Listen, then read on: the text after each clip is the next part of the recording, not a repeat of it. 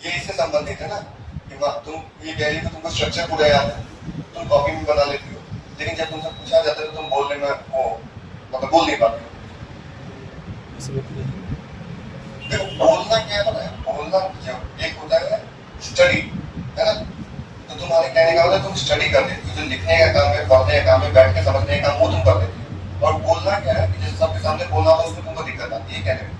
तो बोलना एक परफॉर्मेंस है, परफॉर्मेंस का मतलब क्या हुआ, अब मतलब वो सबके सामने जाके करना है ना उस काम को, तो वो उसमें क्या होगा, तो उसमें तुमको प्रैक्टिस की जरूरत होगी। तुम घर पे ही इमेजिन करो ना, घर पे देखो खुद से ही अभी कौन पूछता है क्वेश्चन, भैया पूछते हैं, तुम जवाब देने की कोशिश करो तो तुमसे नहीं होता। तुम घर में ये करना करो कि भैया ने मुझसे क्वेश्चन पूछा, उस बात का जवाब तुम अपने आप ही देने की कोशिश करो, अकेले करना।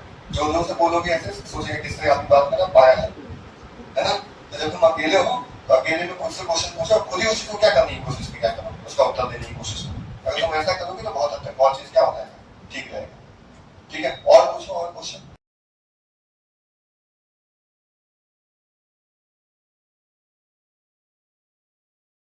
हम ना एक चीज क्लियर करना चाहेंगे तुम लोगों को, ये चीज गौर से सुनना, ठीक है।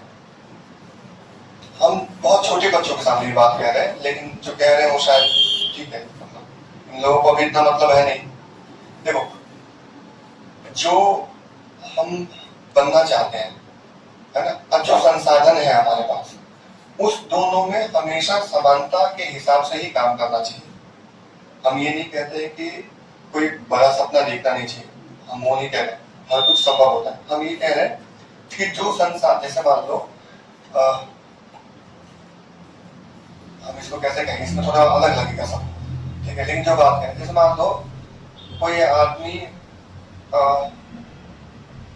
जैसे मान लो कोई जंगल में है ना, जंगल में पल बढ़ रहा है वो, और पहाड़ी इलाका है, शरीर से बहुत स्ट्रांग है वो, है ना, बहुत स्ट्रांग है, और वह चाहता है उस जंगल में रहते कि भाई हम एरोनॉटिकल इंजीनियरिंग बन, मतलब वो वहां से चाहता है कि हम क्या बन जाए, हम एक मतलब एरोनॉटिकल इंजीनियरिंग समझते हो, जो मतलब विमान के लिए का इंजीनियर होता है ना, हम वो बन जाए। एक आदमी है जो अमेरिका में बैठा हुआ है ना, किसी अच्छी यूनिवर्सिटी में पढ़ रहा है, और वहां से वो चाहता है कि हम एक अच्छे इंजीनियर बन जाए।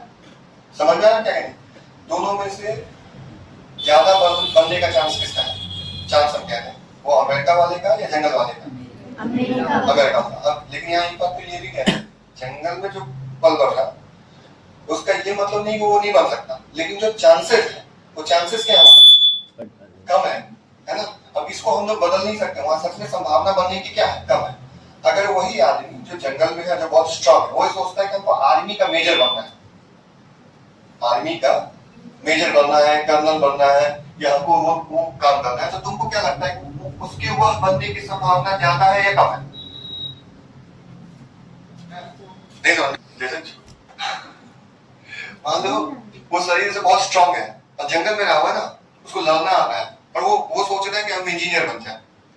अब वो एक कभी कभी उसके दिमाग में ये भी आता है कि हम आर्मी के कैप्टन बन जाए, तो दोनों में ज्यादा अच्छा तुम लोगों के हिसाब से उसके लिए क्या है? तो क्यों बोल रही है ऐसा? क्योंकि वो जो उसका रिक्वायरमेंट वो क्या बैठ रहा है, फिट बैठ रहा है, उसको जंगल में लड़ना आता है, सब कुछ आता है, तुम लोग खुद ही कही हो ना। तो सेम हिसाब से हम यहाँ पे कह रहे हैं कि जब तुम अपना गोल सेट करो, तो तुमने उसके बारे में क्या देखा, वो शरीर से स्ट्रांग है, जंगल में है, बहुत लड़ने वालने में आता है, इसलिए उसको क्या बनना चाहिए। तो अपने बारे में भी सेम तरीके से सोचो। कहने का मतलब है अपनी क्षमताओं को देखो, अपने पारिवारिक पृष्ठभूमि को देखो, अपने घर को देखो, अपने गांव को देखो, उसके हिसाब से गोल क्या करो, सेट करो। वो सेट करोगे तो तुम्हारा सक्सेसफुल होने का, सफल होने का जो चांस रहेगा वो 99% रहेगा, अगर तुम इन सब चीजों को ध्यान में रख के करोगे। तो वो अगर तुम इन सब चीजों को बिना सेट करोगे कि नहीं मुझे डॉक्टर बनना है, रेगिस्तान में बैठा हुआ लेकिन मुझे डॉक्टर बनना है, मुझे इंजीनियर बनना है, तो सफल होने का चांस तुम्हारा वहां भी है, लेकिन वो 1% है, और तुमको बहुत ज्यादा मेरिटोरियस होना होगा। हम जानते हैं कि ऐसा बात कहना क्या है, थोड़ा खराब लगता है, लेकिन जो रियलिटी है, जो वास्तविकता है, उसमें कहने में कोई दिक्कत नहीं है। गोल लक्ष्य निर्धारित करो ना, तो लक्ष्य निर्धारित करते समय अपना क्षमता, पारिवारिक पृष्ठभूमि, सामाजिक पृष्ठभूमि, है ना, अपनी आर्थिक स्थिति, इन सारी चीजों को ध्यान में रख के किसी लक्ष्य को क्या करना चाहिए, निर्धारित करना चाहिए। और अगर तुम्हारा बड़ा लक्ष्य है तो तुम अपने आप को उसी अनुपात में मजबूत करके चलो कि नहीं मुझे कुछ नहीं देखना, मुझे यहीं बैठ के इस चीज का आविष्कार करना। और लोग ऐसे हुए हैं जिन्होंने किया है, उनके पास कुछ भी नहीं था। लोग ऐसे ऐसे लोग थे जो न सुन सकते थे न देख सकते थे, लेकिन वो आगे चल के लेखक बन गए। मैंने ही वो बात भी कही, मैं ही यही बात कह रहा हूँ। ऐसे ऐसे लोग भी थे जो सुन भी नहीं सकते, देख भी नहीं सकते, लेकिन वो आगे चल के क्या बने, बहुत अच्छे अच्छे लेखक बन के पता नहीं क्या क्या क्या। दुनिया ऐसे लोगों से मतलब भरा पड़ा हुआ है। तो वैसे भी लोग हुए। अगर तुम सोचती हो कि तुम उस तरह के लोगों में हो तो तुम कहीं से कुछ भी कर सकती हो, लेकिन उसका अनुपात क्या होता है, कम होता है। ठीक है, तो ये एक संतुलित आंसर। देखो, याद करने का एक ही तरीका जो हम बार बार कहते हैं, याद रखने का तरीका है बार बार उसको दोहराना। पर दोहराना ऐसे नहीं, मुंह से बोलना नहीं, उसको क्या करना, उसको मन में सोचना। वो वाला कहानी सुना हुआ है, तोता तोता का एक कहानी होता है, जो बहेलिया आएगा, जाल बिछाएगा, हम नहीं फंसेंगे, हम नहीं फंसेंगे। वो ऐसे बोलता रहता है, ठीक है, लेकिन वो कहाँ बोलता रहता है, उसको उस जाल में बैठ के वो उसको रटाया जाता है। उसका जो वो होता है, मालिक होता है, वो उसको समझा के रखता है कि बहेलिया आएगा, जाल बिछाएगा, है ना, लेकिन हमें जाल में नहीं फंसना है। लेकिन जब जाल बिछा होता है तो वो उस जाल पे बैठ के खा रहा होता है, साथ में ये भी बोल रहा होता है बहेलिया आएगा, जाल बिछाएगा, हमें जाल में नहीं फंसना। लेकिन वो वहां का क्या होता है, वहां तो उसने उस बात को कहा, उस बात को समझा, नहीं समझा ना, उसको आत्मसात किया, अपने अंदर उस चीज को लेके आया, नहीं क्या, बस क्या कर रहा है, बोल रहा है। तो जैसे तुम ये कह रहे हो हम जैसे डेट, अगर तुम बोलोगी तो वो ऐसे ही हो जाएगा। तुमको बार बार क्या करना है, उसको सोचना है, बार बार दिमाग में अच्छा 598, अच्छा ये डेट, ये बार बार खुद ही याद डेवलप करना पड़ेगा। अभी से कर लोगी तो तुम लोग बहुत शानदार आगे। इसका भी वही उपाय है जो कहे। देखो, याद सुनो, याद करने के लिए जो तुम कहते हो ना हम याद करते हैं, देखो अभी रिकॉल, रिफ्लेक्ट, इस 3 शब्द का मतलब हम तुमको खुद ही समझा देते हैं। रीड क्या होता है, पढ़ना। तो तुम जिसको याद करना बोलती हो, है ना, उस याद करने में ये तीनों चीज आना चाहिए। किसमें, याद करने में, है ना। तुम क्या करती हो, तुम सिर्फ ये करती हो, रीड, उसको पढ़ ली तुम, और तुमने सोचा वो क्या हो गया, तुमको याद हो गया, यही सोचती हो ना।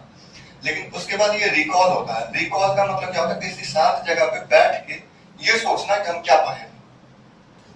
कॉपी अब सामने नहीं है, कॉपी है सामने, कॉपी तो ये तब था ना सामने जब क्या कर रहे थे, रीड कर रहे थे। अब कॉपी सामने है, अब कॉपी सामने नहीं है। तो कॉपी सामने नहीं है, तुम सोच रही हो अच्छा प्रथम विश्व युद्ध का क्या था, तात्कालिक कारण उसमें ये था, ये था, ये था, ये था। अभी कॉपी सामने नहीं है। तो जब तुम ये काम भी तुमको करना पड़ेगा।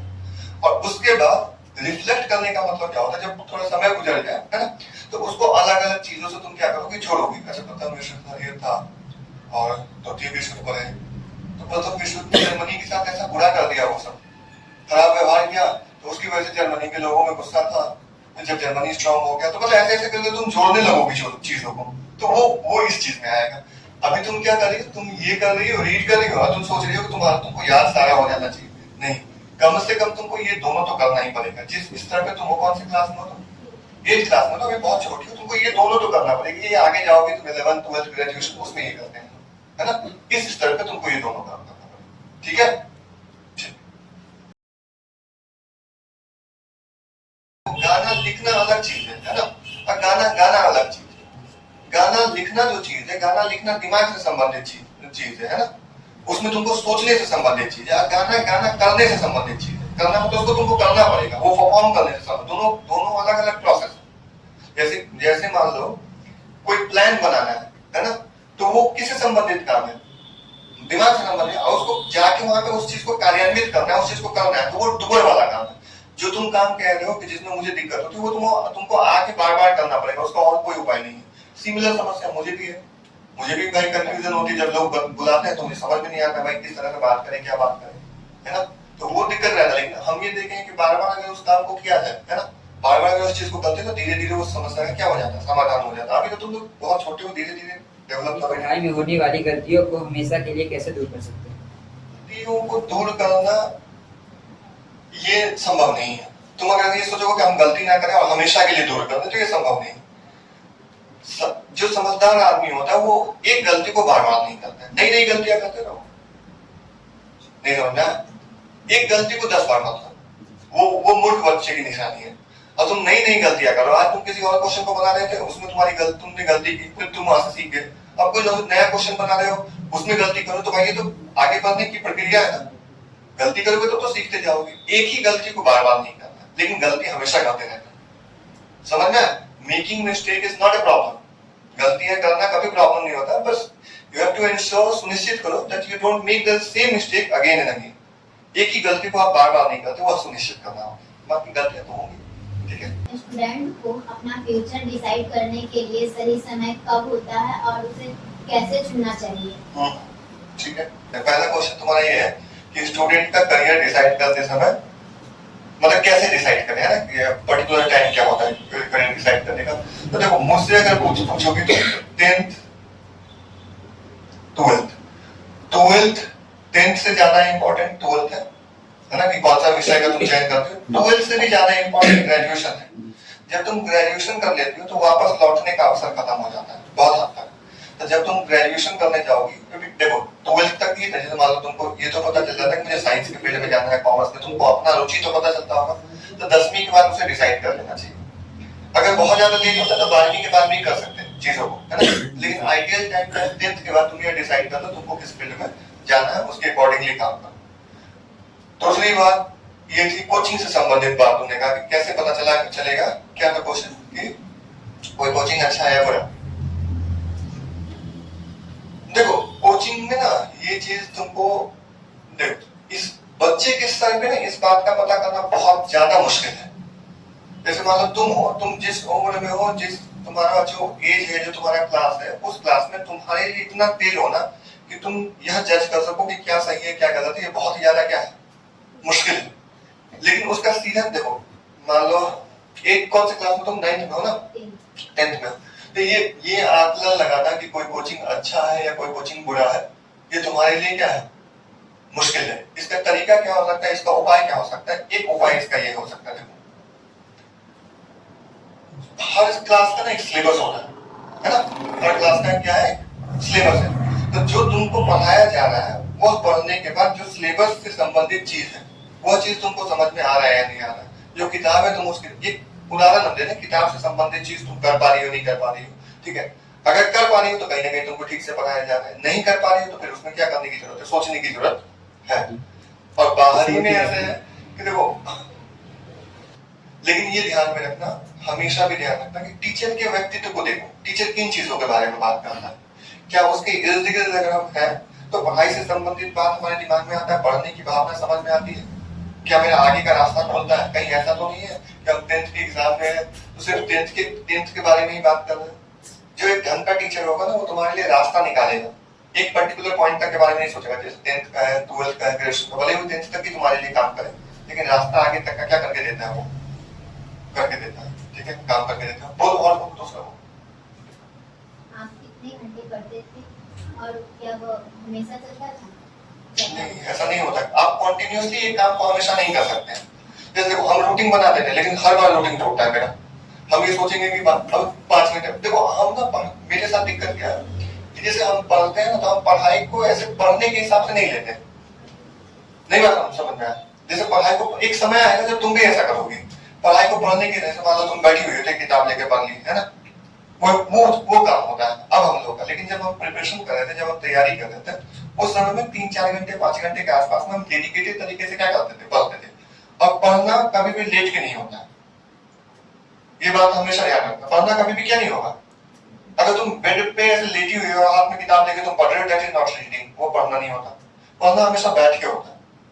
अगर तुम पढ़ भी रही हो तो साथ में बुक है तो बगल में मेरे पास एक कॉपी और कलम भी है ना। बुक में कुछ नजर आ रहा है तो उसको क्या नोट कर रहे हैं, कॉपी और कलम में भी, बुक में भी अंडरलाइन कर रहे हैं, हाईलाइट कर रहे हैं। पढ़ना हमेशा लेट के कभी मत पढ़ा करो, ठीक है, उसको पढ़ना नहीं बोलते, उसको बोलते हैं टाइम पास, ठीक है। और बताओ, आप अपने लक्ष्य को लेकर कौन सी आदत अपनाते थे जिसे हमें भी अपनाना चाहिए?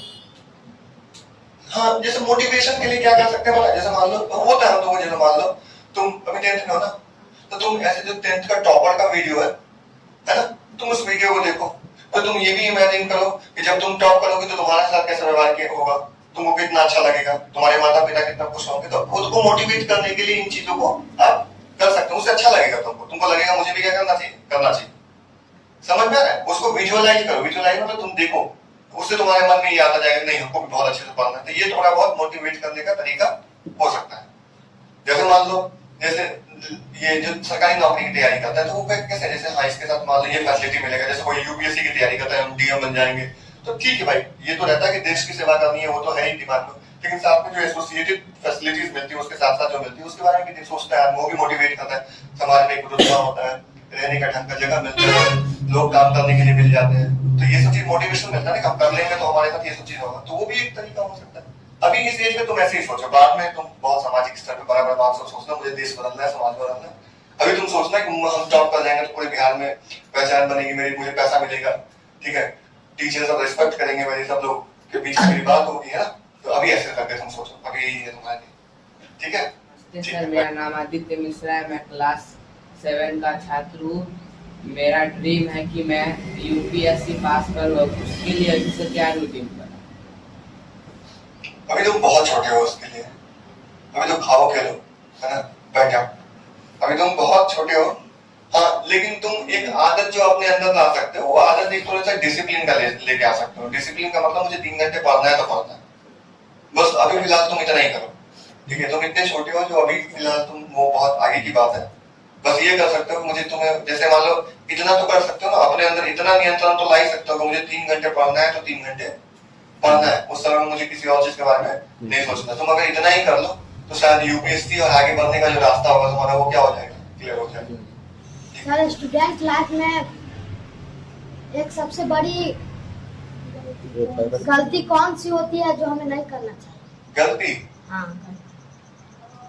अगर तुम बोलोगे कि तुम्हारे लिए सबसे बड़ी गलती कौन सी होगी, तो जैसे इसको हम कहें कि भाई तुम 3 घंटे 4 घंटे अब सुनिश्चित करो कि हमें क्या करना है, पढ़ना है। तुम भी फिलहाल अगर तुम्हारे 24 घंटे के शेड्यूल में 24 घंटे में तुम्हारा 2-3 घंटा भी ऐसा नहीं है जिसमें तुम बैठ के पढ़ रहे हो, है ना, तो वो एक बड़ी गलती है। और तुम कहोगे सर ये क्यों कह रहे हैं आप, पढ़ना इतनी बड़ी गलती तो नहीं है।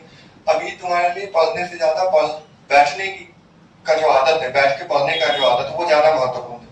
तुम पढ़ के वहां पे रिसर्च कर रहे हो कि तुम क्या कर रहे हो, ये ज्यादा महत्वपूर्ण नहीं है। ये ज्यादा महत्वपूर्ण है कि 3 घंटे तुम क्या कर रहे हो, बैठ रहे हो, थोड़ा बहुत किताब उल्टा रहे हो, चीजों को पढ़ने की कोशिश करो।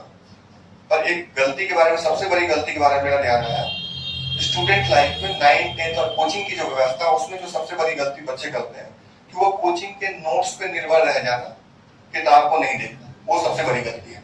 तुम हमेशा किससे पढ़ाई करने की कोशिश करो, किताब से, है ना। जो नोट्स है वो किसके बाद है, किताब के बाद है, पहले कौन है? हाँ, अगर तुम किताब पहले देखो, किताब के बाद किताब से चीजों को छांट के क्या बनाते हैं, नोट्स बनाते हैं। लेकिन किताब में और भी तो चीजें हैं, तो किताब नहीं पढ़ना 9th 10th 11th 12th के बच्चों के लिए सबसे बड़ी समस्या है। सबसे बड़ी समस्या अगर तुम पूछोगे, सबसे बड़ी गलती पूछोगे पढ़ाई के हिसाब से, वो वही गलती है। बाकी और जितनी गलतियां हैं तुम करते रहो, तुम्हारा अभी उम्र है, गलती करो, गलती से खुद भी सीखोगे, ठीक है। अगर कुछ बनना है उसके लिए अभी से हमको क्या करना चाहिए जो आगे जल्दी बन सके? अच्छा क्वेश्चन है तुम्हारा। जैसे देखो ये पटना है ना, ये पोखरी है, ठीक है, ये दरभंगा है। तुम्हारे क्वेश्चन को जिस उम्र में तुम हो उस उम्र के हिसाब से हम बना देते हैं, उस उम्र के हिसाब से और उस क्लास के हिसाब से। तुम अभी ये ज्यादा क्वेश्चन है कि हमें क्या नहीं करना चाहिए। जैसे मान लो जैसे पोखरी है उनमें तुम हो, यहाँ पे हो तुमको पटना जाना, तो रास्ता इधर है ना, इधर की तरफ जाता ना, तुम यह सुनिश्चित करो कि तुम इधर की तरफ नहीं जाओ। नहीं समझ रहा, सही रास्ता पे तो अभी तुम जाओगे नहीं, क्योंकि वो तो बात का समय है ना। तो तुम गलत रास्ते पे मत जाओ। गलत रास्ते का मतलब, कहने का मतलब हुआ जैसे तुमको टीचर बनना है तो तुम मोबाइल का रील्स मत देखो, तुम किताब देखो, है ना। और तुमको मान लो यूट्यूब का ब्लॉगर बनना है तो तुम किताब से ज्यादा किस पे ध्यान दे दोगे, वो यूट्यूब पे ध्यान दे दो। समझ में ना क्या कहना है। तो जो तुम्हारा अल्टीमेट गोल है, अल्टीमेट गोल मतलब जिधर तुम पहुंचना चाहती हो, तो जो छोटा छोटा कदम उठा रही हो किस दिशा में होना चाहिए, उस दिशा में। जो हमारा गोल है उस दिशा में, जो हमारा लक्ष्य है उस दिशा में, ना कि हमारा लक्ष्य इस दिशा में है और जो छोटा छोटा कदम उठा रहे हैं वो किसी और दिशा में उठा रहे हैं। समझ में ना? ठीक है, तो वो नहीं होना। मेरी बात समझ में क्या कहने को? जैसे मान लो तुमको टीचर बनना है तो तुम्हारा काम, तुम्हारा लगाव मोबाइल से ज्यादा होना चाहिए कि पढ़ाई से ज्यादा होना चाहिए? पढ़ाई से। मान लो तुमको यूट्यूब का वीडियो बनाना है, तुमको कंटेंट क्रिएटर बनना है, तुमको इन्फ्लुएंसर बनना है, तो तुम्हारा दिमाग किसकी तरफ होना चाहिए? यूट्यूब की तरफ। लेकिन अभी वाला चीज जो एज है तुम्हारा, उसमें अभी तुम पढ़ाई करो, बस ये सुनिश्चित करो कि हाँ अपने लक्ष्य की तरफ ही मूव करो, दूसरी तरफ मत मूव करो। ठीक है, ठीक, बैठ जाओ। अच्छे मार्क्स लाने के लिए हमें कैसे पढ़ना चाहिए और क्या क्या करना चाहिए? अच्छे मार्क्स लाने के लिए दो बात। पढ़ना जो होता है ना, मेरी बात को सुना। अच्छे मार्क्स के बारे में बात है, टॉकिंग अबाउट मार्क्स की मार्क्स है तो पढ़ना ना 100 में से 99% बच्चों का लगभग सेम ही होता है, सेम ही चीज पढ़ता है सवाल। मार्क्स कहाँ डिफर कर जाता है? लिखना पे। जो तुम एग्जाम में लिखती हो ना, अब जैसे लिखती हो उस पर मार्क्स का अंतर आता है। लिखोगे तुम भी वही बात जो बात ये लिखेगी, है ना? लेकिन लिखने का तरीका जो होगा वो तुमको डिफरेंशिएट कर देगा, है ना? वो तुमको अलग कर देगा दूसरे बाकी बच्चों की तुलना में। तो जो आंसर राइटिंग होता है उसको अच्छे से सीखना पड़ेगा तुमको। कि जैसे मान लो एक क्वेश्चन है, उसको इसने भी लिखा तुमने भी लिखा, लेकिन तुम अपने क्वेश्चन को कैसे लिख रही हो? जैसे मान लो हम कॉपी चेक करते हैं, कभी अगर हम कॉपी चेक करें उसमें होता क्या है, जैसे इसने कॉपी लिखा तो इसमें देखना पड़ता है हमको, छोटा छोटा लिखी हुई घिस करके लिखा हुआ तो देख रहे हैं, इसको चिट रहे हैं अंदर अंदर। अब कोई भी एग्जामिनर जो होगा उस चीज को एक नजर में भाप जाता है क्या आंसर है, तो वो अगर 5 नंबर का इसने ऐसे लिखा 2 नंबर। अब जैसे मान लो तुमने किसी क्वेश्चन का आंसर लिखा, तुमने स्केच का यूज किया, तुमने कुछ अच्छा लाइन लिखा उसको हाईलाइट कर दिया तुमने, तो वो सब चीज मुझे दिख रहा है। अभी सिद्धि जो बिहार की आर्ट्स टॉपर है, तो उस हम जैसे हमको लगता है कि उसको अगर सबसे ज्यादा इन सब चीजों का बेनिफिट किया होगा तो जो आंसर लिखने का कला है जो उसका बहुत बेहतर था। आंसर राइटिंग उसका क्या था? हाँ, जो आर्ट्स के भी इस बार की टॉपर, उसका आंसर राइटिंग हम जब कॉपी उसका चेक करते थे, कॉपी देखते उसका आंसर राइटिंग बहुत सही था। जो लिखने का जो प्रेजेंट करने का तरीका था वो बहुत सही था। टेस्ट वेस्ट में भी देखते थे, अच्छा बहुत अच्छा लिखती थी। तो वो एक लिखा उसने भी वही बात होगा, लिखा तुमने भी वही बात होगा, लेकिन उसको ज्यादा मार्क्स क्यों मिला? क्योंकि वो देख के, जैसे मान लो एग्जामिनर कॉपी कैसे चेक करता है? लिखा हुआ है, एक नजर में मुझे पता चल गया कि इसका क्या मार्क्स होना चाहिए। जैसे 8 मार्क्स का क्वेश्चन है, अब मुझे अंदाजा लग गया कि ये 3 नंबर का है कि 4 नंबर का है कि 5 नंबर का, 6 नंबर। कंटेंट देख लिया एक बार में, है ना? अब कोई एग्जामिनर ये थोड़ी लाइफ बैलेंस क्यों पढ़ेगा, भाई इतना पढ़ गया उसको 1 सेकंड के अंदर में पता चल रहा है। तुमने उसको अच्छे से प्रेजेंट किया तो 8 में से 7 देके जाएगा। शायद और बहुत अच्छे से लिखा तो 8 में से 8 भी देगा। उसको बुरा लगेगा 4 देके जाएगा, बहुत ही बुरा 1 नंबर देके आगे बढ़ जाएगा। समझ में? तो पढ़ने के स्तर पे समस्या है कि लिखने के स्तर पे समस्या है? नहीं, तुम पूरी बात को ही मिस कर गए। पढ़ने के स्तर पे समस्या नहीं है, किस स्तर पे समस्या है? लिखने। पढ़ा तुमने भी वही है जो इसने पढ़ा है, लेकिन वहां जाके जो तुमने लिखा है। अच्छा चलो इसको let me give another example, है ना? यहाँ 4 आदमी है ना? 4 को जज बैठा हुआ, गाने का कंपटीशन हो रहा है। किसका कंपटीशन हो रहा है? तुमने बहुत मेहनत किया, बहुत ज्यादा मेहनत की है, तुमने बहुत अच्छे से तुमने सब कुछ किया है, तुमने शायद इससे ज्यादा मेहनत, लेकिन जब यहाँ गाने की बात आती है तो तुम यहाँ पे हकला जाती हो, तुम सही से नहीं गा पाते। इसने थोड़ा कम ही मेहनत किया लेकिन गाना बहुत शानदार ढंग से गाई, मार्क्स इसको ज्यादा मिलेगा। किसको? इसे या तुमको? इसे ना। क्यों? क्योंकि इसने क्या किया है? गाया इसने अच्छे से, भले ही इसने पढ़ा कितना है इस बात से मैटर नहीं करता। सेम चीज किसमें होता है? आंसर राइटिंग में। तुमने कितना पढ़ा उससे ज्यादा मैटर नहीं कर, लिख कैसे रही। और ये बात भी है कि जो आदमी अच्छे से पढ़ेगा वो अच्छा लिखेगा भी। प्रैक्टिस, इसका उपाय क्या है? प्रैक्टिस को प्रैक्टिस करना पड़ेगा और कोई उसका उपाय नहीं। अगर तुमको समझने में समस्या है तो टीचर हेल्प कर देगा, जब तुम समझ जाती हो तो फिर उसके बाद प्रैक्टिस करना। ओवर थिंकिंग तुम अभी हो रही है, 6th की स्टूडेंट हो तुम। वाह, दुनिया कहाँ आ रहा है? किस बात की ओवर थिंकिंग होती है तुमको? पढ़ते हैं इंग्लिश के समय तुम मैथ सोचने लगती हो, मैथ्स के समय इंग्लिश, ये होता है। क्रिकेट देखती हो? क्रिकेट देखी हो कभी? खेलते हुए कभी किसी को देखी हो?